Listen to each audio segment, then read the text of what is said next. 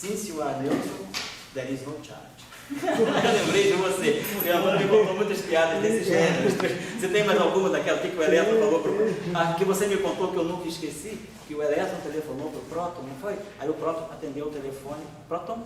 Foi isso? Aí eu lembrei, essa piada me chegou ontem por e-mail, eu lembrei de você, cara. Tá bom, esse aí é o Antônio trabalha com astrobiologia, está fazendo mestrado na Univap, né? Aqui é carioca e fez a iniciação científica, que agora está trabalhando com astrobiologia. Você está estudando o quê? É Ion, Lua de Júpiter? Europa. Então, doutor, fica à vontade para ir embora. Eu estou dando aula, tá? Sempre bom. Bom, então vamos voltar ao nosso ponto de reflexão.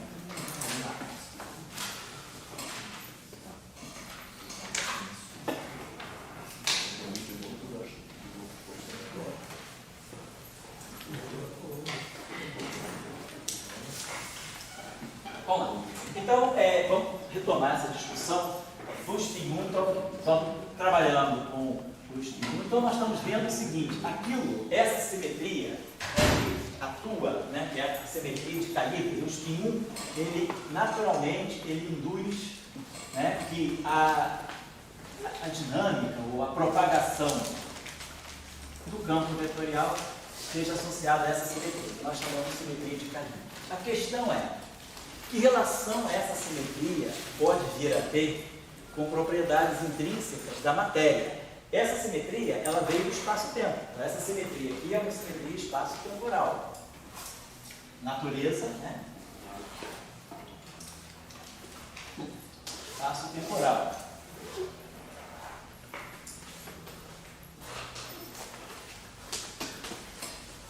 Por quê? Porque eu estou buscando a simetria que me desacopla o spin 0 do spin 1. E ela já deu tudo aquilo que a gente discutiu na aula anterior, na parte anterior, no momento anterior. Bom, agora,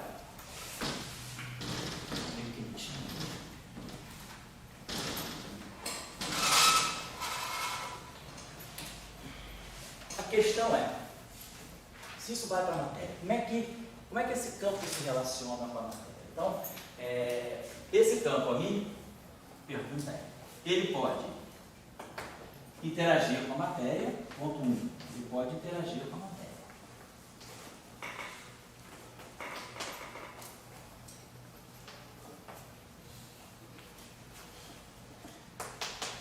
Segundo, a pergunta é: será que ele pode auto-interagir?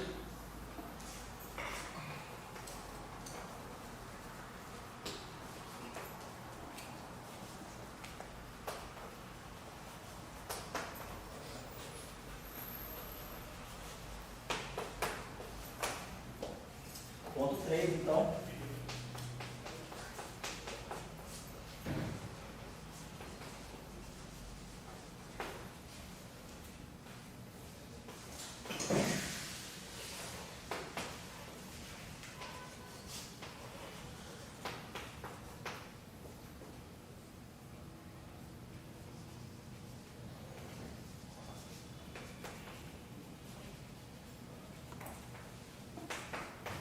Então a pergunta é: será que ele pode interagir, auto-interagir? Se ele auto-interage, que física é essa? O que está acontecendo na auto-interação do spin 1? Nós vamos fazer essa mesma pergunta para o spin 2 depois. Para o spin 1, então a resposta do item 3, nós vamos desenvolver dentro de uma ou duas aulas. A física de auto-interação do spin 1 é a teoria de Yang-Mills. Então, oi André, tudo bem? Viu? Tá permitido. Porque ele vai fazer a carteirinha. Você tem carteirinha, não tem, Vanidia? Tem, vai fazer também. Então, quem quer fazer carteirinha do CBPF, você tem, não tem? Não fiz para você da outra vez, não? Então, quem quer fazer a carteirinha do CBPF, eu te dei a tua ontem, né, Antônio? É só trazer dois retratos 3x4 e xerox da identidade. Que aí manda fazer a carteirinha e fica pronto em 3 dias, mais ou menos. Então, vocês... tem retrato, não adianta mandar por e-mail, não aceitam escaneado JPG, não. Tem que estar, próxima aula traz o retrato e a identidade xeroqueada, uma só. 2 retratos e identidade. Bom, então, a pergunta que nós vamos fazer agora, nós descrevemos basicamente o spin 1 livre. Sou então, a simetria de Gauge, ela consegue garantir a propagação do spin 1 de uma forma invariante de Lorentz. Essa separação spin 0 spin 1, ela é covariante, ela não quebra a invariância de Lorentz, porque eu não estou declarando que o A0 é zero. Agora a pergunta é, esse campo está livre. Então, o que nós temos é o campo livre. Deixa eu apagar isso aqui.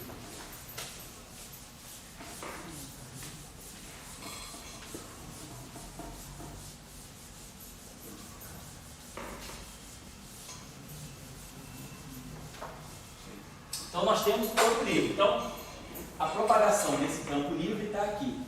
dmi, fmi igual a zero. dmi, fmi capa, mais dmi, f capa mi, mais d capa, fmi igual a zero. Então, isso aqui, essa identidade aqui, ela é equivalente à identidade com a parte dual. Eu posso escrever essa equação, na verdade é aquela equação onde esse f dual ele é definido como 5 meio do epsilon mi capa lambda, capa lambda. E aí a gente sabe que essas duas informações aqui, elas estão me dizendo que vale isso aqui.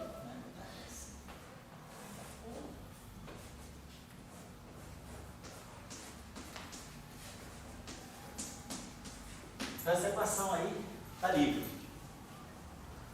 Agora, o que significa fazer esse campo interagir? Então, AMI. Então, vamos primeiro trabalhar o item 1. Como é que o campo AMI versus matéria?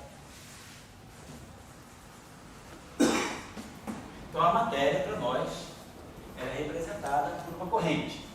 Então, a gente sabe que essa equação, ela pede, se eu for introduzir a matéria tem que entrar. Essa equação é uma equação tensorial, mas com índice vetorial sobrando. Então, eu vou colocar a informação da matéria aqui. Mais ainda, o fato de dmi de f ser zero, automaticamente essa corrente que vai descrever o acoplamento com a matéria, ela tem que ser conservada. Porque, claro, se eu tirar o dmi aqui e o dmi aqui, isso é antissimétrico, isso é simétrico, zerou. Então, eu tenho uma corrente conservada. Então, o acoplamento com a matéria, então aqui eu estou acoplando, estou trazendo a informação da matéria como fonte desse campo. A matéria está interagindo com a radiação, dessa forma aí.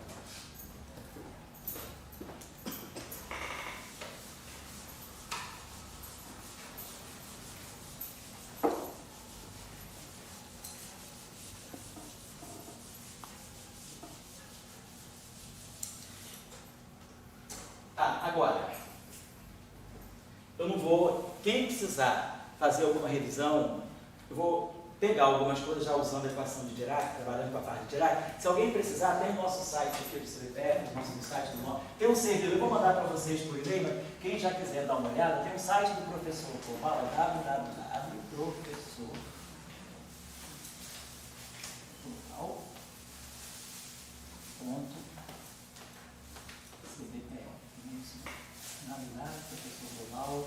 O professor global é .cbpf.br. São as aulas de elétrica do período passado? Aqui no site do professor global tem uma barra vertical bastante grande e tem aqui o curso, tá? Tem Física 2012, tem os cursos do semestre passado, e tem também, acho que tem um curso assim, Eletromagnetismo. Tem duas barras. Esse curso de elétrica do semestre passado, ele está ou aqui ou aqui. Que aqui, esse aqui se abre em dois. Tem o eletromagnetismo clássico, que foi o curso de eletrodinâmica do mestrado, e tem o curso de QED, que foi o curso que a gente está fazendo a parte 2 agora. Aqui, então, está tudo nomeado. Vocês vão ver que tem aula lá assim, equação de Weyl, equações relativísticas, equações de Weyl, equação de Dirac. Então, toda a construção, se alguém precisar alguma coisa que eu chamar, está tudo ali. Só dá uma olhadinha na aula correspondente, pega lá. Bom, então nós vamos colocar aqui a corrente de matéria. Para nós, tem duas possibilidades. A gente sabe que, de acordo com o modelo padrão, a matéria básica é a matéria fermiônica. Para nós, a matéria, né, ela está ligada aos férmions. Então, a matéria é fermiônica. Então, a gente pode trabalhar, vamos supor para nós, então, que a matéria seja um férmion de Dirac assim. Seriam os elétrons carregados. Vamos pensar que a gente queira acoplar o campo vetorial com a matéria, com algum tipo de matéria que tem um modelo padrão. A matéria fundamental do modelo padrão é a matéria fermiônica, que é representada, então, pela equação de Dirac. É claro que eu poderia colocar matéria escalar. Vamos colocar daqui a pouco. O caso escalar acaba sendo mais complicado do que o caso escalarial. O férmion, ele é mais limpo. A estrutura mais limpa que o espaço tem é o férmion. Até porque o férmion ele é dado por uma equação de derivada primeira. Ele só tem uma derivada, a equação de movimento dele é de primeira ordem. Então ele tem um número mínimo, o problema de Cauchy dele é mais simples, ele pede um número mínimo de condições de contorno e ele é completamente limpo, ele é limpo de espinho. Nós sabemos também pelas representações do grupo de Lorentz que a composição de férmion gera escalares, gera vetores. Então, o férmion é a representação mais pura de qualquer espaço-tempo. Dado o espaço-tempo, o que a gente tem que buscar são as representações fermiônicas daquele espaço-tempo. E aí a gente sabe, já olhando, já consultando a teoria de Dirac, nós sabemos que naturalmente a equação de Dirac ela está associada a uma corrente de matéria que é a conservada, né? E para nós ela é descrita desse modo aqui. Então essa corrente aqui automaticamente satisfaz a uma lei de conservação, tá? Implícita na equação de Dirac. Vocês poderiam colocar o seguinte, mas essa corrente é colocada na mão? Não, também não. Essa corrente ela vem do espaço-tempo, porque quando, se vocês olharem as aulas então, das equações de Dirac, quando nós construímos a equação de Dirac, nós construímos a equação de Dirac colocando uma questão física. Qual é a física da equação de Dirac? A física da equação de Dirac é que nós vamos descrever o elétron, primeiro nós vamos descrever a parte leste do elétron, o elétron tem um spin, esse spin é projetado ao longo da direção de movimento, e isso aqui está dando H cortado sobre 2. Isso é a componente leste do elétron, é a representação meio zero. A representação zero meio é o spin do elétron, é helicidade, né, projetado na direção do movimento, helicidade menos H cortado sobre 2. Então, nós usamos essas duas informações, que o elétron é um objeto que tem dois estados de helicidade. Ele pode se propagar com o spin na direção do movimento, ou ele pode propagar o spin anti-alinhado com o movimento. Tem duas direções para o spin. A informação invariante de Lorentz é essa. Eu posso projetar o spin ao longo de qualquer eixo do espaço, mas aí eu escolhi uma direção privilegiada. Isso não é um statement invariante de Lorentz. Se eu projetar o spin ao longo da direção do movimento, esse conceito é invariante de Lorentz para a parte left e para a parte right. Como é que nós introduzimos a massa do elétron? Acoplando essa equação com essa aqui, quer dizer, acoplando a equação do psi-L com a equação do psi-right por meio de um termo com dimensão de massa. Então, essa construção está toda feita. Então, quando nós construímos a equação de Dirac, nós construímos com base no espaço-tempo. O que controla a equação de Dirac é que eu estou dizendo que eu tenho uma partícula que tem spin meio e que esse spin meio pode estar alinhado com a direção do movimento ou pode estar anti-alinhado com a direção do movimento e que as duas helicidades são relacionadas pela massa. É essa informação dinâmica que está na equação de Dirac. Isso é espaço-tempo. Eu não coloquei nada de U1, não tem nada de carga elétrica, não sei nem que essa partícula tem carga, essa partícula ali tem massa e spin, só isso. Então, esse é o conteúdo da equação de Dirac. Essa condição aqui, então isso nos leva a essa equação de Dirac. I, H cortado, gama mi, dmi, psi, menos mc, psi, igual a zero. Então, eu ganho essa equação de Dirac. E aí, automaticamente, eu vejo que se eu pego essa equação, barro ela, faço as duas combinações que eu posso fazer, essa condição aqui, isso aqui é, essa condição aqui é consequência direta dessa equação. Mas o conteúdo dessa equação é simplesmente eu estou descrevendo uma partícula que tem, satisfaz essa condição.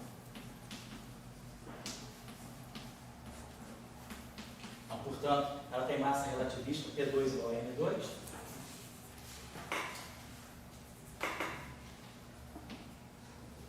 E aqui eu tenho essa condição. O spin pode estar projetado na direção do movimento, né? Ou mais ou menos aportado sobre o eixo. Essas são as duas informações da equação de Jacobi. Então, esse espaço-tempo, com a carreta, agora. Muito bem, e essa conservação é fruto dessa equação.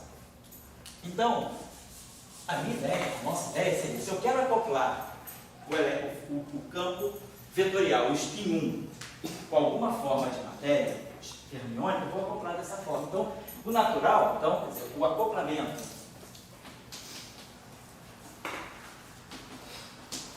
spin meio é feito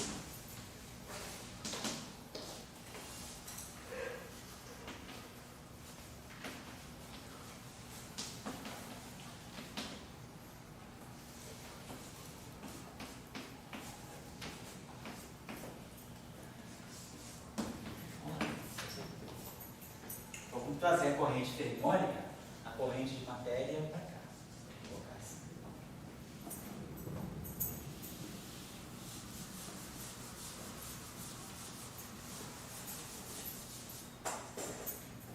Então, isso aqui me garante que essa matéria está interagindo com esses dois objetos que estão interagindo. Na verdade, é isso aqui que eu tenho, esse barrado, mi, psi.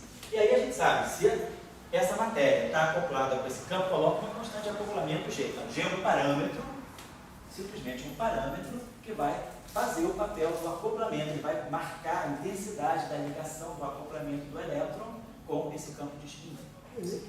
Essa construção que nós estamos colocando à mão, isso é um decreto. Esse G é escalar, né? É uma grandeza escalar, é parâmetro, não é nem campo, é parâmetro mesmo. Muito bem. Vamos retornar aqui. Então, nós sabemos que esse acoplamento aqui, né, isso significa, vamos pegar agora em termos de densidade de Lagrangiano. A gente sabe que o Lagrangiano de Dirac, ele tem essa expressão aqui, esse barrado, mi, H cortado, mi, menos MC, psi. Então, o Lagrangiano de Dirac. Nós agora, então, estamos introduzindo a interação da matéria com o campo vetorial. Então a gente sabe que uma interação na matéria, essa corrente, como é que eu vou introduzir a interação aqui? Coloco esse termo aqui, G, não posso pegar lá, a corrente de matéria, o G, a corrente de matéria, assim,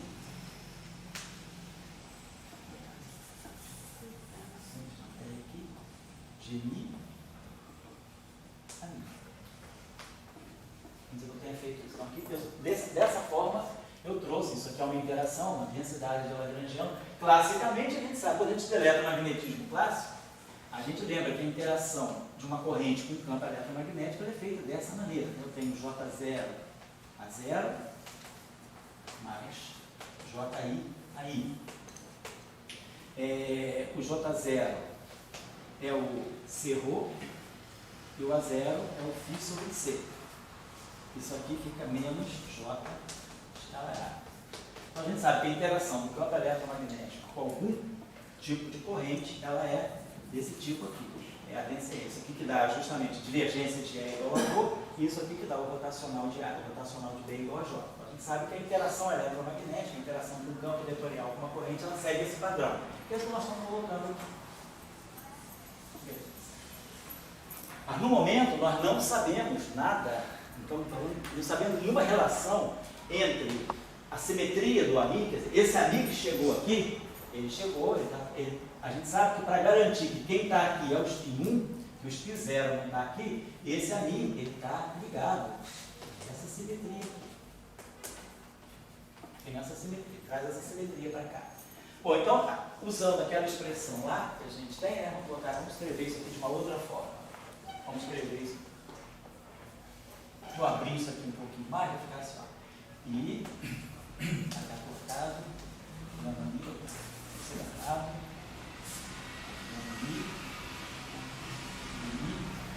o seguinte aqui. Esse gama mi, ó, está aqui. Então vamos aproveitar esse termo aqui. Vamos, deixa eu apagar isso aqui. Depois a gente faz aqui. Vamos fazer o seguinte. Esse aqui é G, porção de acoplamento da interação, psi barrado, gama mi, psi, vou colocar assim. Então, posso juntar esses termos aí, dessa forma. Vamos coletar esse carinha aqui, vai botar assim, vou botar I, vai dar cortado. O gama não é mi? Ah, não é mi, desculpa. Certo? Psi barrado, gama mi. Aí aqui vamos ter o dmi, está todo no psi, eu estou proporcionando esse termo aqui. Agora, esse termo aqui, eu já fatorei o psi barrado, já fatorei o gama mi. Então, eu vou colocar aqui mais o I, menos, na verdade, né? Menos I, G, para poder gerar aquele termo aqui mais, sobre H cortado, a mi, e aqui tudo psi. Certo? Então ficou IH cortado, psi barrado, gama mi, dmi, psi. Menos I com I dá 1, então fica o H cortado, cancela. Aí fica G, psi barrado, gama mi, psi. Então essa interação eu pude incorporar num termo único. Então vou colocar assim. E aí o termo de massa se separa para cá.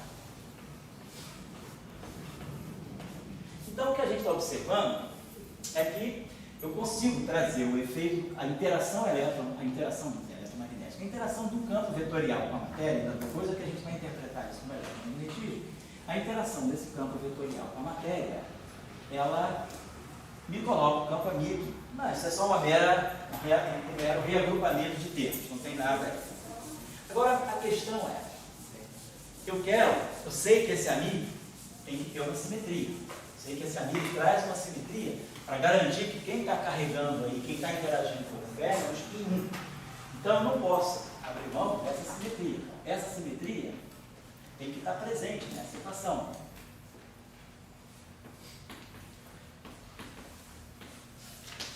Desse lagrangiano. Mas agora, claro, se eu mudar o ami, as equações de Maxwell, nós vimos que não mudaram. A linha mi ali dá a mesma coisa. O F menino não sente nada, mas o F menino está presente aí. Então, se eu substituo o A pela linha mi, eu tenho um lagrangiano, quer dizer, o lagrangiano de Dirac, para o campo psi e para o campo ami, ele não é o mesmo. E o lagrangiano de Dirac para o campo ami e para o campo a linha mesmo. Estou fazendo uma transformação de gauge no A. Ainda não sei nada do psi. Então, eu estou entendendo, a minha pergunta é, será que essa simetria ela está no campo de matéria, no campo vetorial, no G1? Será então que, por meio dessa interação, já que ao fazer essa transformação, eu vou gerar um termo novo nessa equação, que depende do alfa? Então, será que o meu psi ele também não pode sofrer uma transformação? O ideal seria, se eu tenho um sistema, eu estou modificando um campo, e a modificação do campo ami, ele destrói a simetria daquele lagrangiano lá, a simetria dmi alfa, né? Ela faz com que o L de D é diferente do L de a linha mi. Então, eu perguntaria, bom, então talvez a solução seja também transformar o psi. Então, quer dizer, quando a mi sofre essa transformação, aí quem está comandando tudo é o argumento de simetria. Essa simetria é importante para mim, porque é ela que garante que o spin zero desacopla. Então eu não quero perder, mas quando eu coloco a interação com o Fermi, a simetria desaparece. Eu tenho que recuperar essa simetria, eu tenho que ter certeza que ela está presente o tempo todo. Então a gente espera que esse psi também possa ser transformado. Levar alguma coisa no psininha aqui, vai depender dessa transformação aqui também, vai depender desse alfa de alguma maneira. A pergunta é, o que eu poderia colocar? Alfa é o parâmetro escalar. Então vamos pensar o seguinte, eu não sei que tipo de transformação eu vou pensar, eu vou colocar, como essa transformação aqui, ela é simplesmente uma deformação do campo ami pelo parâmetro alfa, eu vou supor, isso aqui é um campo fermiônico, vou imaginar que esse parâmetro possa estar presente dentro de uma transformação, então, aí eu estou postulando uma transformação desse tipo. Imagina que eu tenho uma transformação alfa, um R que depende, não sei o que é isso, vezes um psi. O que eu estou postulando aí? Estou postulando que a transformação de calibre do campo de gauge, ela passa para a matéria linearmente. A transformação é linear no campo. Eu estou fazendo tipo o que acontece com a rotação. V' igual a RV. Então, nós estamos querendo dar uma realização, uma representação linear para essa simetria do campo de matéria. Então, eu vou imaginar que o campo de matéria, ele absorve essa simetria de uma certa maneira, mas de uma forma linear. Poderia também, vocês poderiam pensar, será que eu não poderia pensar algo desse tipo? Isso aqui é um psi' alfa, poderia pensar alguma coisa desse tipo? Psi alfa mais gama mi GI alfa beta, mas aí não, esse psi alfa é um parâmetro necessariamente escalar. A pergunta é, que tipo de transformação eu poderia variar em relação a essa? Então, pensar o seguinte, vamos botar uma transformação linear, uma função que depende de algo. Depois a gente vai descobrir o que é isso. Como é que eu posso dar uma representação para essa função, impondo que essa simetria tem que acontecer. Então, aqui eu estou fazendo uma suposição de que, para ter a simetria desse lagrangiano frente à transformação, que é importante para tirar fora o spin zero do campo a mim, o meu campo de matéria ele vai receber, por meio da interação, essa cara aqui, e é aqui que acontece o problema da não invariância do lagrangiano, que aparece um dm alfa que salta daqui, o psi fica inerte, e o A' vai no A' mais dm alfa, então aparece um dm alfa que sobra aqui. Então a gente fala, bom, então vamos tentar ver se a matéria também pode absorver essa transformação, e vamos imaginar que essa transformação seja uma transformação típica linear, sem saber ainda o que é o outro. Vamos imaginar essa situação. Então, o que nós vamos querer? Com isso, eu espero que aconteça isso aqui. O lagrangiano, agora, original, é a mesma coisa que o lagrangiano dos campos transformados. Então, isso significa simetria de gauge. Simetria como invariância do lagrangiano. O lagrangiano escrito em termos dos campos originais, ou o lagrangiano escrito em termos dos campos transformados, ele tem exatamente a mesma forma. Se eu mudo psi e mudo A, no lugar do psi eu boto psi', no lugar do A eu boto a linha que nada muda. Esse é o significado da simetria de gauge. Simetria de calibre significa a invariância do lagrangiano. O lagrangiano muda, a forma funcional dele é a mesma. Eu só embuto ali os campos transformados no lugar onde estão os campos originais. E aí isso não muda a densidade lagrangiana. Então eu vou impor essa simetria, porque se isso acontecer, o psi de alguma maneira reage. Vamos interpretar qual é a variação do psi. Mas eu tenho certeza que eu vou estar mantendo, me mantendo fiel à simetria que faz com que eu tenha certeza que eu estou fazendo uma teoria para spin 1 em interação com a matéria. Porque é spin 1 interagindo com a matéria. E se essa simetria fosse quebrada, o spin zero poderia entrar. E aí a interação, ela excita a parte que eu não quero justamente no campo vetorial. Então essa é a ideia. Então, vamos apagar isso aqui. Então, o nosso ponto de partida é esse. Então, vamos escrever, aqui, o nosso lagrangiano todo em função de linha. Então, vamos pegar o nosso lagrangiano do Dirac, a nossa ação de Dirac. Então, vamos escrever ela desse modo. Só vou separar esses termos assim. Vai ficar IH cortado, psi, linha, barrado. Bom, eu estou supondo que todo mundo lembra o que é o barrado da equação de Dirac, é Wagner zero. Eu estou escrevendo a equação toda para os campos, linha, tudo transformado.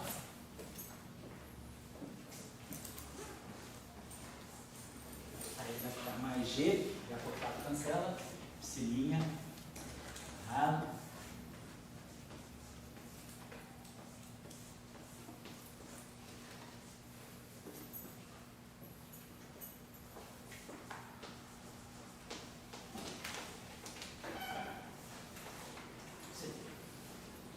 Bom, então nós vamos ver o seguinte, a transformação que nós queremos ter é essa aqui. Isso aqui vai depender do parâmetro alfa, mas depende da transformação linear no campo psi.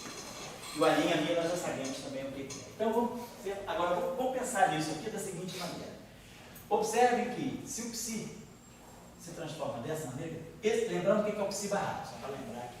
O psi barrado é o psi d'Águia gama zero. Então, se isso aqui é uma matriz, um operador atuando no psi, eu espero então que o psi' barrado seja psi barrado. E aqui, a gente sabe que o operador barrado ele satisfaz as operações, né? A álgebra, né? do conjugado hermitiano. Então, isso aqui vai ficar um R barrado também. Psi barrado, R barrado. E aí, claro, se esse termo aqui, isso aqui tem que ser invariante, então é claro que o único jeito é que o R barrado seja igual a R menos 1. Então tem essa relação. Esse R barrado tem que ser o R menos 1, porque aí garante que esse termo aqui, que não tem nada a ver com esse termo aqui, que é um termo cinético, é um termo de interação, esse parâmetro N não está presente em nada de lá, então não tem como esse termo, do ponto de vista das transformações, se misturar com aquele. Tem um parâmetro lá que mistura. Então, a invariância já me impõe que o psi barrado tem que ser. Agora, observe uma coisa. Até seria melhor. Desculpa, eu vou fazer isso aqui. Voltar aqui, vou manter daquela forma. Perdão, eu acho que fica mais claro.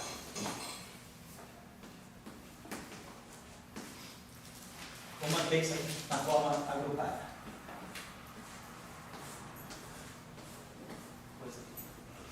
Então, o que a gente está observando é o seguinte: se esse termo aqui, se as transformações desses dois termos têm que se bater, tem que acontecer isso, aqui, deixa eu apagar isso aqui então, tá? Basicamente, o que está acontecendo aqui é isso. Esse carinha aqui, ele traz um R menos 1 na hora da transformação. Fica, esse termo aqui ele vai ser o psi barrado R menos 1. Então, pode não falar. Eu não sabia que o R menos 1.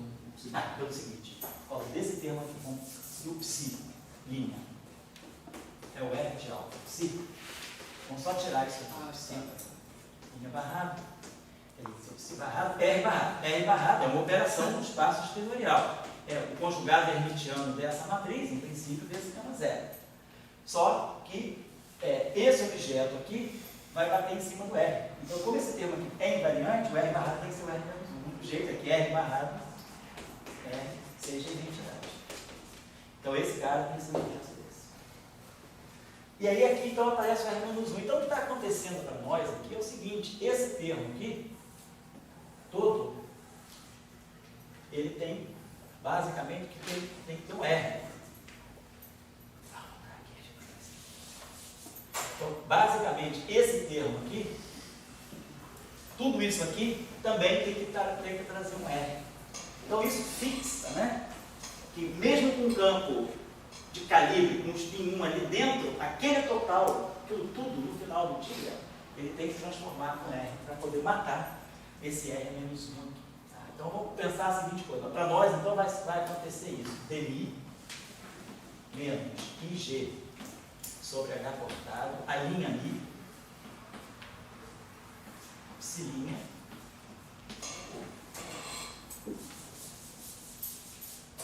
tem que seguir a mesma transformação que o psi tem. É como se isso aqui não estivesse atuando no psi. Isso aqui vai ter que dar o R de alfa atuando nele. Se isso aqui acontece, eu estou certo de que eu tenho invariância. Então, esse cara aqui mata esse cara aqui matou esse cara, e aí eu estou feito. Agora, a questão é, será que isso aqui tem solução? A pergunta é, existe R com esta condição? Com isso a gente estaria descobrindo como é que a matéria pode absorver a simetria de calibre que veio lá do espaço-tempo através do campo vetorial. O spin 1 que está carregando essa simetria. O spin meio não sabe nada disso, mas no momento que ele interage, que eu criei a interação do spin meio, né, aqui, com o spin 1, ou 0, agora está tudo aqui dentro. Então eu tenho que ter certeza que isso aqui é uma interação pura do spin 1. O único jeito de ter o spin 1 puro é que essa simetria não seja perdida. Então essa aqui é a condição. Então a pergunta é, será que isso aqui tem saída? Posso apagar a perguntinha? Então vamos lá, vamos substituir todo mundo pelas suas respectivas. Então isso aqui vai ficar dmi do R psi'. Vai ficar dmi do R psi menos IG sobre H cortado.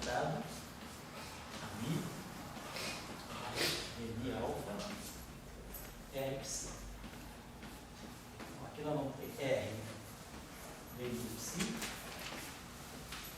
e aqui menos IG sobre H cortado. O R não tem problema, o R passa pelo AMI, porque o R ele está só no espaço exteriorial, ele não tem nada a ver com a AMI, o AMI é outro espaço, então essas duas coisas comutam, não tem problema. Muito bem, então vamos desenvolver isso. Desenvolvendo o lado esquerdo, isso aqui vai produzir dois termos. Isso aqui vai produzir o DMR psi, mais um R, DMI psi. Que é esse termo que está aqui. Então esse termo aqui, ele cancela com esse termo aqui. Esse termo aqui fica.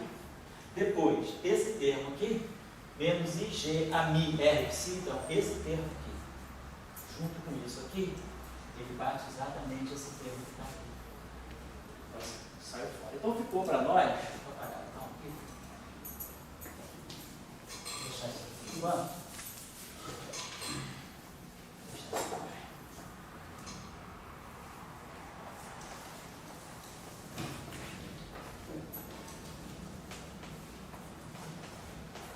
Vou deixar esse lado aqui, para quem vai precisar depois se referir a ele de novo. Então, o que sobrou para nós, está segurando, está vinculando, né, a existência do R, é essa equação aqui. A derivada do R vezes psi menos IG. Esse termo aqui tem menos IG sobre H cortado. dmi alfa psi é igual a zero. Esse termo aqui cancelou. Esses três aqui se cancelam, né? Sobrou só isso aqui, menos IG sobre H cortado, dmi alfa psi. Deixa eu apagar isso aqui. Então, claro, isso aí é independente do psi. Eu quero uma condição sobre R, independentemente do psi. Então, isso aí vai valer para qualquer psi. Então, eu imagino que a condição forte que eu saia daqui, eu estou supondo que psi é diferente de zero, isso aqui vale para qualquer psi. Então, a gente basicamente ganha isso aqui, né? dmR sobre R igual a IG sobre H cortado dmi alfa. Então, tudo bem, que a gente pode imaginar a derivada dessa função sobre a função, isso aqui é como um derivado do logaritmo de R. Então, R é uma função por... R é uma função de alfa. E alfa é uma função de x, claro. Mas a função é literalmente uma função, não é uma matriz, um tensor, nada. Não, poderia até ser uma matriz, mas é uma função. O que é importante para nós é a derivada. R é menos 1. Quer dizer, vamos pensar que isso aqui é um termo matricial. Vamos levar em conta essa observação que é importante sim. Vamos supor então, que esse alfa que é o 1, então eu posso escrever essa equação desse modo. R é menos 1. E R é igual a IG sobre H cortado.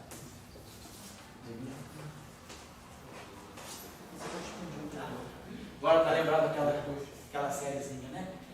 R menos 1 DMR, né? Isso aqui vai ser DI, mais comutador de DI com R. Então, pensa devagar, se isso aqui é um exponencial, então, isso aqui, não sei o que é isso aqui ainda. Vamos deixar assim, vamos nem cogitar o que é, vamos deixar bem geral. Tem essa expansão aqui. Qual é a possível solução para isso? Vamos pensar assim. Então, eu tenho vamos imaginar, por exemplo, que isso aqui não fosse uma matriz, só para a gente ter uma primeira ideia de uma construção. Se isso aqui não fosse uma matriz, então é como eu estava indo nessa direção. Suponhamos que esse R não seja uma matriz, seja simplesmente uma função de alfa. Então, isso aqui, como solução, eu teria dmi, o R, claro, o R depende do x'li via alfa. Então, isso aqui tem, tá? Derivada do R significa derivada do R em relação a R, derivada do alfa em relação a x'li. Então, temos isso aqui. Vamos colocar isso aqui desse modo. Então, isso aqui está indicando para nós que provavelmente teria algo, vamos ver se aqui seria uma solução, log de R igual a alguma coisa do tipo IG sobre H cortado alfa. Solução. Isso aqui então seria o R seria algo do tipo exponencial de IG sobre H cortado alfa. Então isso aqui claramente é uma solução dessa equação. Se eu derivar, então se eu fizer essa operação aqui, derivar isso aqui, teria uma matriz aqui, isso aqui é uma exponencial nula mesmo, só no parâmetro alfa. Se eu fizer essa exponencial aqui, derivar essa exponencial, colocar aqui e jogar aqui com a derivada de alfa multiplicado por r, quer dizer, a derivada da exponencial é a própria exponencial, esse r que está aqui aparece que está aqui, e aqui eu vou gerar o i, g, d, então isso aqui exatamente satisfaz essa equação.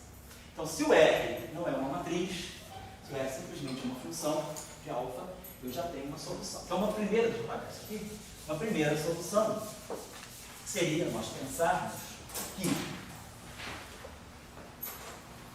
psilin, então, a transformada, então, aquele parâmetro que vem do espaço-tempo para garantir a propagação do spin 1, ele chega na matéria enquanto essa transformação aqui.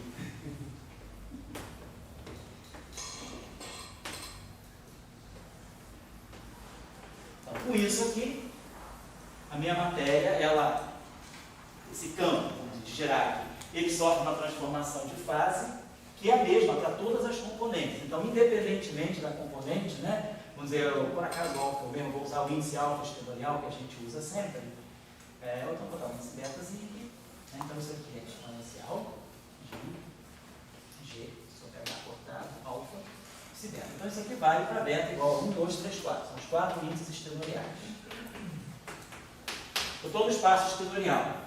A pergunta poderia, como o Pedro levantou, por que eu não poderia, talvez, pegar uma matriz no espaço espinorial, uma matriz 4x4, no espaço espinorial, que satisfizesse também, que ao mesmo tempo que fizesse essa transformação de fase, misturasse as componentes. Porque aqui a gente está observando que cada componente se transforma da mesma maneira. Isso aqui é replicado para psi1, psi2, psi3, psi4. Poderia acontecer de eu ter uma matriz aqui que pudesse automaticamente, poderia algo desse tipo, vamos perguntar aqui, será que eu poderia ter algo desse tipo, né? Psilinha alfa igual a um R alfa beta, claro, isso aqui dependendo do parâmetro alfa. Poderia, em princípio, ter isso aqui também? Sim, poderia. O que isso aqui estaria me dizendo? Isso aqui estaria me dizendo que, ao fazer essa transformação no espaço exponencial, eu estou misturando as componentes do psi. O que nós teríamos com isso? A pergunta é, fisicamente, será que isso aqui é melhor? Matematicamente não teria grandes objeções, mas fisicamente estaria acontecendo. Se, aí agora a gente tem que entrar com o dedo da física. Vamos colocar assim, então só para entender. Nós conseguimos trazer para a matéria uma informação que veio da simetria de calibre do spin 1 no espaço-tempo. Então a matéria absorve esse parâmetro. O que eu quero fazer com isso? Então, o que nós vamos querer escrever com isso? Então, nós já entendemos que esse spin 1, esse campo aqui, com essa simetria, então, no final de tudo, deixa eu só recapitular aqui, no final de tudo, nós temos essa simetria aqui.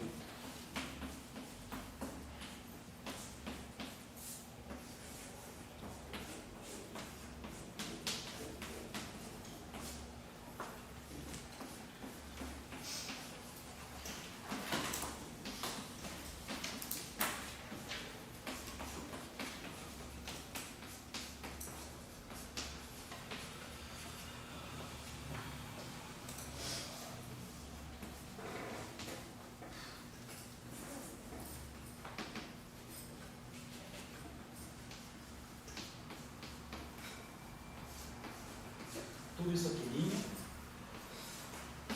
isso aqui é linha, segue o mesmo padrão do psi.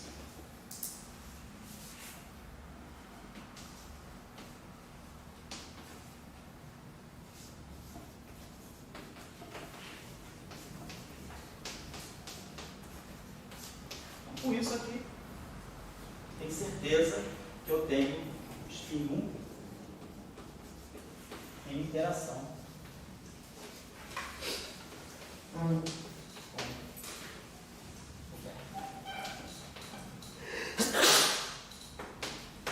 Então isso aí está, vamos dizer, mais ou menos tudo arranjadinho para eu escrever interação eletromagnética. O que a gente espera? A gente espera que a equação de Dirac massiva escreva o elétron e o positivo. E a interação eletromagnética elétron-pósitron é feita com fótons. Então, o sistema de transferência seria um sistema de elétrons, pósitrons e fótons. Dessa forma. Então, para nós é interessante interpretar essa. Então, tem uma corrente conservada. Então, tudo isso está ligado porque eu tenho essa corrente de matéria conservada.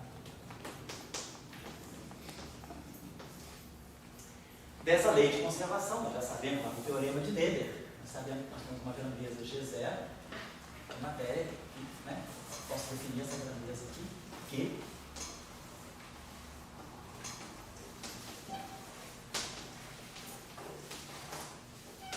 De tal maneira que a derivada temporal dessa grandeza é zero. Eu tenho uma conservação de uma certa carga. Na teoria de Dirac, nós sabemos que esse operador aqui, psi barrado, gama mi, psi, vezes a carga do elétron, chamar de menos zero, isso aí pode descrever. Isso aí está descrevendo a densidade de carga carregada por esse campo, por essa função de ondas, que foi o caso da mecânica quântica. Então, se nós tomarmos G igual a menos R,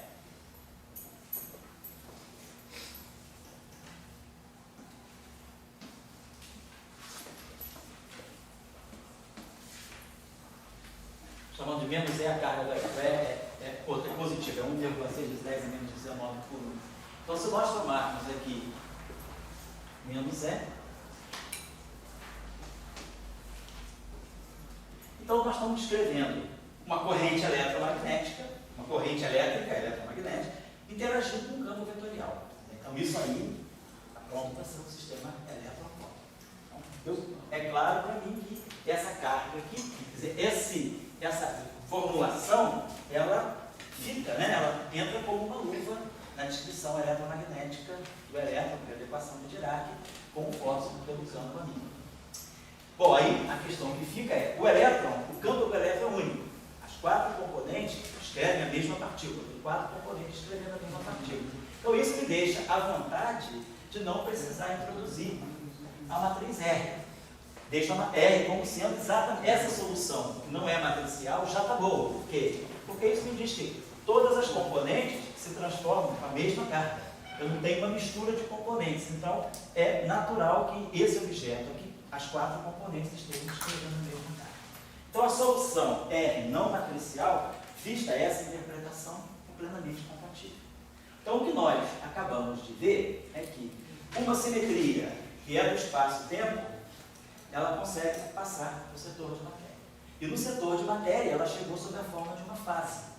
E aí, é claro, se a simetria, né, é bastante clara no sentido de que as transformações de fase, né, no final, se esse psi for uma função de onda, o módulo não se altera. Então, é uma transformação que altera a função de onda, mas que não altera a distribuição, as amplitudes de probabilidade. O campo a mim não, ela shifta o campo a mim. Mas essa simetria, ela me garante que eu tenho o tempo todo o estímulo, eu boto a interação, quer dizer, o campo a mim, ele vai interagir com o campo elétron, com os elétrons e os pósitrons, e essa interação, ela não destrói a transversalidade desse objeto. Mesmo que ele esteja aqui completo, a bitransversa, a bilongitudinal, parece que está tudo aqui, na verdade, só quem está interagindo, o campo, a parte longitudinal, quer dizer, o spin zero, ele se desacopla completamente. Deixa eu apagar isso aqui. O desacoplamento dele, então, é assegurado pela invariância desse lagrangiano, que eu posso fazer a transformação que eu quiser, e mais uma outra coisa ainda, se a gente imaginar isso aqui, a interação é desse tipo. Desculpa, eu não vi da última expressão, que não pode misturar as componentes. Porque eu estou querendo, a minha interpretação é que esse objeto aqui... Porque o demi nem o ami vão misturar, então... o demi nem o ami vão misturar, mas mais ainda, a interpretação física mesmo é que eu quero que esse campo, as quatro componentes dele, se transformem exatamente iguais porque elas têm a mesma carga. Eu tenho um objeto de carga única. Eu não gostaria de ter componentes com cargas distintas. Se eu tivesse uma mistura, o que a gente espera? O que a gente sabe da natureza? Todo objeto na natureza tem uma carga eletromagnética bem definida. Nós não temos superposição de estados de cargas diferentes. Carga, ela define uma regra de superseleção. Toda partícula na natureza tem uma carga bem definida. Não tem uma partícula que tem probabilidade de ter carga 1 ou menos 1. Ou era 1 menos 1. Então, isso é o que a gente chama de uma regra de superseleção. Tem que os estados físicos, eles têm uma massa bem definida, não tem uma superposição. Um estado ele pode ter probabilidade tanto de ter massa tal ou massa tal. A massa é bem definida, o spin é bem definido, não a componente do spin, mas o valor do spin e a carga elétrica. Então, isso são regras de superseleção, que a gente chama na mecânica quântica. Bom, então, a regra de superseleção me impõe que se eu tivesse uma mistura, eu teria uma combinação de componentes com elementos de matriz misturando elementos de carga. Então, eu não teria exatamente uma regra de superseleção. Então, a imposição de que eu não misture tudo é que todas as componentes tenham uma carga só e a carga é bem definida. Todo mundo escreve uma partícula de carga. Eu entendi, mas aí eu trocar o G pelo E... Não, só coloquei o G pelo E para dizer o seguinte: esse G é um parâmetro de interação. Como é que eu posso dizer que eu tenho interação eletromagnética? O que caracteriza a interação eletromagnética? Então tudo bem, mas aí o G tem... Todos os componentes têm a mesma carga e o G mistura. O G não é carga. O G é uma constante de acoplamento. A carga é uma outra coisa, a carga é isso aqui. Certo. Então, mas aí você disse que o R não pode misturar os componentes porque poderia ter componentes com cargas diferentes. Isso. Mas não tem componentes com cargas diferentes, todas têm as mesmas. Você tem... Você não tem componente de carga diferente, mas você teria pesos diferentes. Você teria isso aqui, ó. R alfa beta, vice-beta. Então, se você tivesse uma matriz aqui, toda a matriz carregaria o elemento E, mas você teria componentes de combinações distintas, de pesos distintos dos termos de carga. Então, isso aqui estaria te dando. Você não teria exatamente todas as componentes com a mesma carga. A carga, se ela define uma regra de superseleção, vamos ver, mecânica quântica. O que é uma regra de superseleção? A regra de superseleção é representada por um operador hermitiano que comuta com todos os observáveis do teu sistema. Tem que ser todo estado físico tem que ter aquele valor bem definido. Então, todo e qualquer estado ele tem que comutar com todos os observáveis do teu sistema. Quando você define um estado quântico, você pega o que a gente chama de um conjunto completo de operadores maximamente constantes. Você tem que pegar todos os operadores que possam ser medidos simultaneamente. Quer dizer, então, o meu estado tem massa comuta com spin, comuta, eu posso dar a massa, posso dar o spin, posso dar a carga, posso dar os spin isotópicos. Eu vou pegar todos os números quânticos que correspondem a grandezas que possam ser simultaneamente medidas. Tipo, meu estado é isso aqui. Todo estado ele tem que ser caracterizado também pelo valor bem definido de certos objetos com regras de superseleção.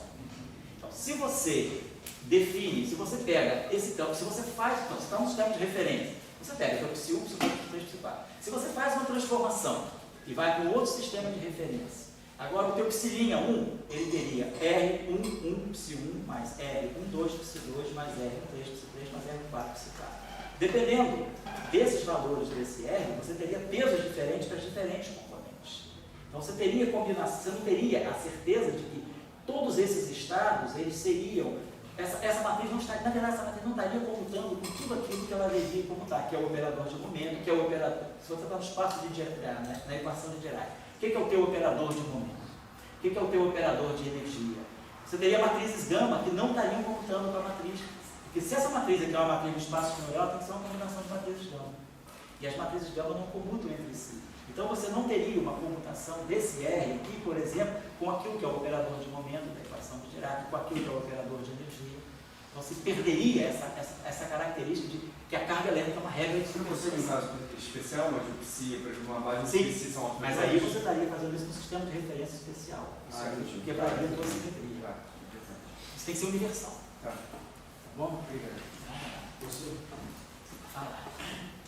que você está usando um argumento muito matemático para um negócio que quando você botou ali, eu sinto que é muito físico esse negócio do peso da interação.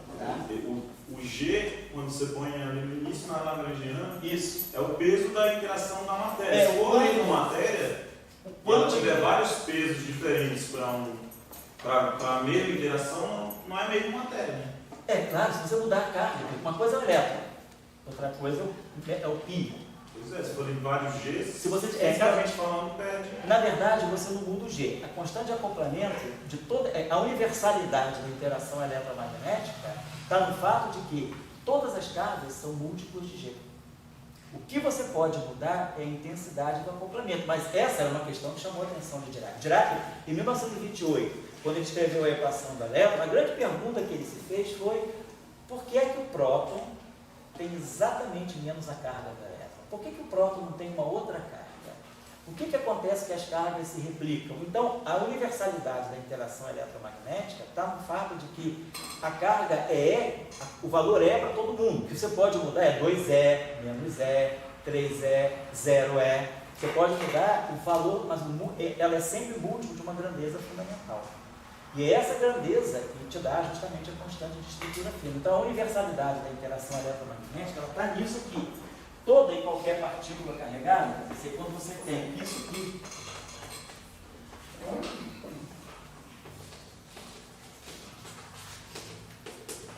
justamente, né? 1 sobre 137, é isso aqui que está marcando a universalidade da carga elétrica e a universalidade da interação eletromagnética. Então, toda e qualquer partícula que você colocar, o máximo que você pode dizer é o seguinte: suponhamos que eu estivesse descrevendo um objeto com carga 2E. Você colocaria, então, a carga do objeto ela é 2E. A carga do elétron é menos E. A carga do próton é menos E. É mais E, né? Estou botando aqui da E, é mais E, é positivo para mim. Então, quando eu coloquei o G é um parâmetro livre. Mas quando eu digo que o G é exatamente menos a carga do elétron, eu estou dizendo isso é interação eletromagnética. De um próton. Você disse que é menos a carga. É interação eletromagnética, nesse caso do elétron. Estou falando menos E, eu estou colocando que é positivo. Então, menos E é negativo, é a carga do elétron. Se eu colocar agora mais E, eu estou descrevendo a interação eletromagnética do próton. É sempre a interação eletromagnética, só muda o valor da constante que multiplica o parâmetro E. O parâmetro que está aí é o E.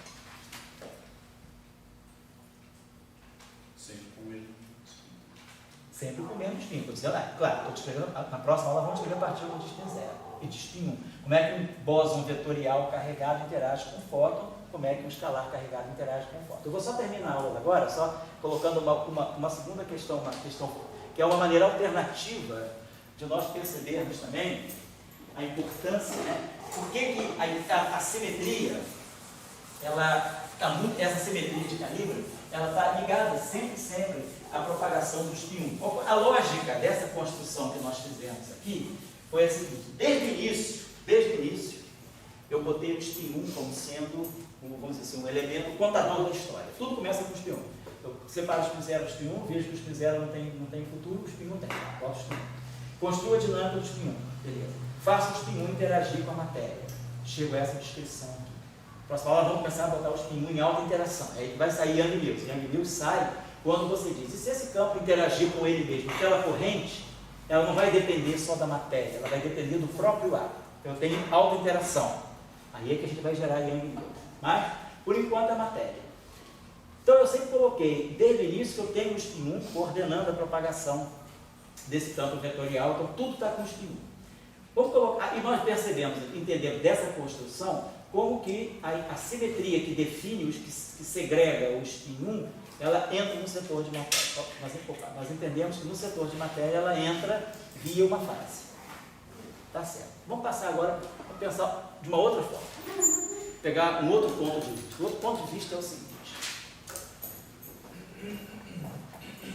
suponhamos que eu tenha, independentemente de escrever Lagrangiano, de Dirac, escrever qualquer coisa, suponhamos que eu tenha uma densidade de Lagrangiano que dependa de campos de matéria. Eu vou chamar essa matéria de φ.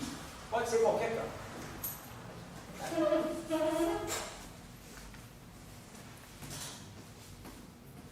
E que dependa de um campo também de natureza vetorial. Quero que haja uma interação. Estou partindo desse princípio. Vou construir uma interação, um sistema em que eu tenho um campo de matéria, então ele tem carga para poder interagir com a minha. Ele vai ter que ter uma carga para interagir. Eu tenho essa situação. E eu sei que a simetria que está associada a esse campo de matéria é uma simetria do tipo fase. Então ela vai ser, como a gente colocou lá, ela é I.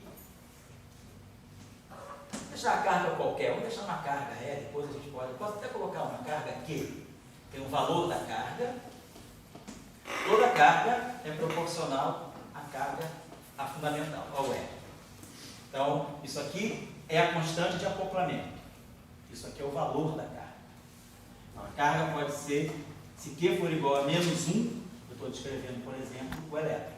Se o Q for igual a mais 1, eu estou descrevendo uma partida de pósitron, por exemplo. Então, Q é o valor numérico que multiplica a carga fundamental. Então, essa carga pode ser menos 1, mais 1, não importa. O E é a constante fundamental. É a constante, no fundo, é a constante de estrutura fina. Se é aqui, é ligado ao raiz de alfa. Então, é isso que é a intensidade da interação eletromagnética está aqui. Aqui simplesmente é o valor da carga. Bom, então essa é a transformação de fase infinitesimal. Opa, perdão. Eu estou dizendo que, no fundo, essa transformação aqui é isso aqui. É a versão infinitesimal dessa transformação.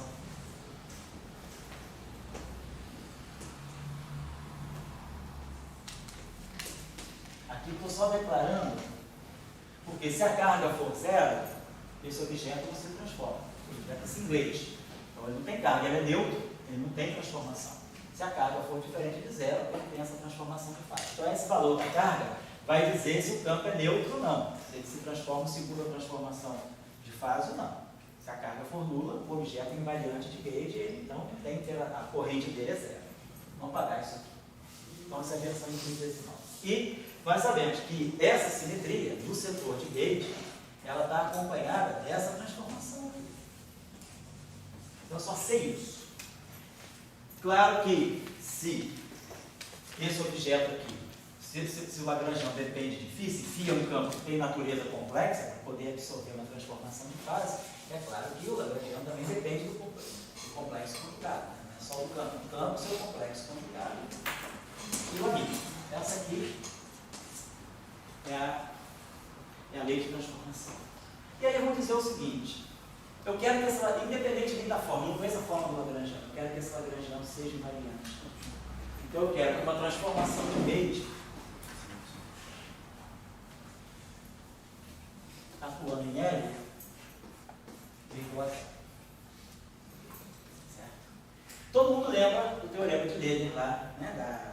Todo mundo lembra, quem não lembra vai lembrar, dando uma revisãozinha. Teorema de Leibniz para campos clássicos. Quando a gente tem um conjunto de campos, se transforma, obedece às equações de ordem Lagrange.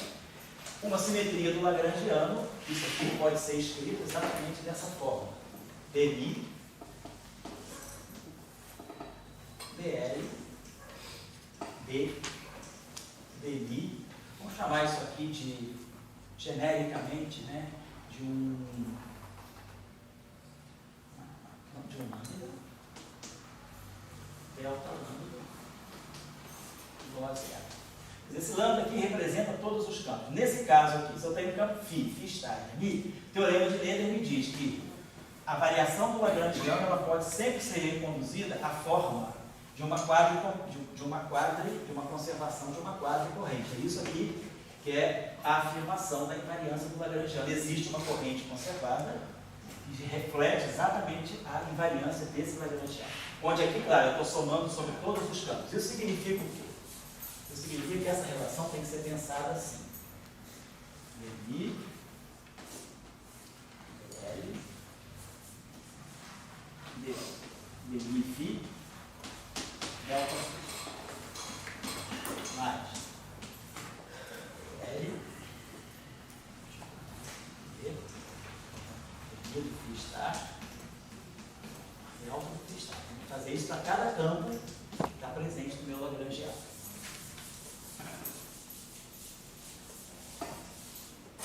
Claro, tem que fazer isso para DL, DDI, só que o outro campo é vetorial, então eu vou ter um delta ali, delta ali. Então, isso aqui é o teorema de Leibniz, que reflete a invariância do Lagrangiano para esse conjunto de transformações. Então, nós já sabemos quem é delta φ. Então, φ é I, Q, é alfa φ. Delta φ estar é menos I, que é alfa φ estar. A função alfa é real. E o delta ali é DI. Então tenho essa equação aqui, isso aqui deve ser respeitado. Lembre-se que alfa é uma função de x. Eu não posso tirar o alfa daqui porque tem essa derivada. Essa derivada pode atuar no alfa. Alfa é uma função local, uma função de t de x. Então, essa é a expressão do teorema de Nader. Então, essa expressão ela vai se compor de três termos. Tem hora que, em uma hora, por exemplo, esse termo aqui, vai ter uma hora que essa derivada vai atuar nesse. Eu posso isolar esse alfa aqui, a derivada vai atuar nisso vezes isso, vezes alfa. Mais isso vezes a derivada do alfa. Então, desse termo aqui, vai sair um termo do primeiro termo, do segundo termo. Então, do primeiro termo, nós vamos ter o termo, nós vamos ter alguma coisa multiplicando o alfa. Como se eu fizesse isso. Claro, isso aqui é constante, e que é φ vezes alfa. Então, a derivada vai bater nisso tudo aqui, que tem campo aqui, então vai bater. Derivada disso vezes alfa, mais isso vezes a derivada de alfa. A mesma coisa vai acontecer aqui. Então, eu vou ter um termo que vai sair dessa expressão, que vai ser um coeficiente só com alfa. Depois vai aparecer um termo aqui, que vai estar multiplicando a derivada de alfa. Tem uma hora que essa derivada vai bater no dm alfa, que vai estar multiplicando esse cara. Então aqui vai aparecer um objeto que tem índice μ. Alguma coisa com índice μ multiplicando o dm alfa. Daqui também. Porque uma hora isso aqui vai passar, tem isso aqui. Então eu vou ter essa derivada atuando aqui, multiplicando esse dm alfa. Então, vai ter essa estrutura também. E depois vai ter um terceiro termo, que vai ser uma expressão aqui, μi, e aqui vai ter dm alfa. Então, tem essa expressão do teorema de Nader na sua forma local. Estou agora vendo que informação, eu estou agora só raciocinando em termos de simetria. Eu não estou preocupado qual é a equação do campo, não sei nada. Sei apenas que eu quero ter uma simetria. Eu só sei que o meu lagrangiano depende de φ de φ' e que a simetria de Gauge chega à matéria sob uma forma de uma fase. E que a simetria de Gauge está no campo de vetorial sob a forma de um gradiente de um escalar. Então está aqui. E aí substitui isso aqui. Então essa expressão ela vai se desdobrar em três pedaços. Três pedaços independentes. Alfa é independente do dm alfa e é independente das derivadas segundas. Então eu vou ter três condições saindo do teorema de Nader. O teorema de Nader vai me dar três condições. Cada coeficiente desse tem que ser independentemente. Vamos fazer só análise tensorial aqui. Então, se isso aqui não tem nada a ver com aqueles, então isso aqui tem que ser zero. Vamos chamar isso aqui de 1. Vamos chamar isso aqui de 2. E vamos chamar isso aqui de 3. Então eu tenho aqui 1. Galera, isso aí é a corrente ou é a derivada atuando na corrente? É a derivada toda. Já atuando na corrente. Toda, tudo. Então, o que sai daqui? Vocês vão encaminhar isso aqui para a gente começar a aula por aqui. Item 2. Eu vou ter 2μ igual a zero.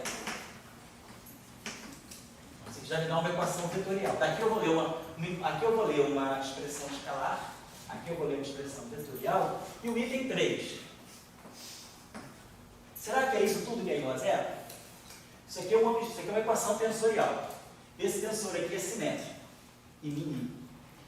Então, se isso aqui é simétrico e μ, automaticamente a parte antissimétrica vai embora. Ela nem se acopla com isso aqui. Se isso aqui é antes, eu posso escrever 3 dessa forma. O tensor 3 μ, ele vai ser o 3 antissimetrizado, mais o 3 antissimetrizado. O que eu estou dizendo com isso? Eu estou dizendo que esse objeto 3μ, ele pode se escrever assim. 3μ mais 3μ sobre 2 mais 3. Isso é uma equação tensorial. A gente tem que ter cuidado que não é tudo zero. Eu soma e subtrai a mesma coisa. Então isso aqui no fundo é igual. Então isso aqui é a parte simétrica do tensor. Isso aqui é a parte antissimétrica do tensor. Como esse objeto aqui tem uma simetria bem definida, esse tensor está contraído com uma coisa que é simétrica em μ, o fato disso aqui ser simétrico, automaticamente a parte antissimétrica desacopla dessa equação, ela não aparece, porque está identicamente nula. Então a única coisa, como isso aqui é simétrico, o que sobra daqui é justamente a parte simétrica em μ. Então o que a gente tira da equação 3 é que a parte simétrica do tensor μ é zero. A parte assimétrica está fora, então não tem nenhuma informação sobre ela. Mas a parte simétrica é nula. Então a pergunta é, o que isso aqui nos dá também? Então, é uma outra abordagem. Eu poderia ter começado a aula por aqui. Não vamos introduzir, estou para só introduzir aquela discussão, porque para mim eu acho que é importante vocês, pelo menos uma vez na vida, verem, depois cada um escolhe a sua filiação, que as simetrias, elas na verdade estão saindo do espaço-tempo. Aqui eu já estou tomando uma postura um pouquinho diferente. Eu já estou com uma simetria colocada na fase do campo de matéria, eu cogitei muitas origens disso. Eu sei que eu tenho uma simetria que é uma fase do campo de matéria e é um gradiente do campo vetorial. Mas eu sei que eu quero ter uma invariância sobre esse conjunto de simetrias. Então eu vou escrever o teorema de Noether para campos da forma local. Então tem a versão local do teorema de Noether. Então a pergunta é, quando o teorema de Noether está na forma global, o que a gente tem é isso aqui, ó, dmi de dl, dmi, φ, delta φ igual a zero. Se o parâmetro é local, isso aqui é i, q, é alfa, φ, esse alfa é global, ele sai. Então esse alfa é genérico, sai daqui. Então eu ganho uma equação de conservação imediatamente, que é o que sai, é o teorema de Noether das simetrias globais. Ele só me dá essa informação. Ele só me diz isso mais rápido. Mas agora, como eu tenho uma simetria local, eu estou revisitando o teorema de Noether na forma local, eu ganho 3 informações simultaneamente. Então, essa informação, o que ela vai me dar? Essa informação que ela vai me dar. Essa informação que ela vai me dar. Então, só para não deixar muitas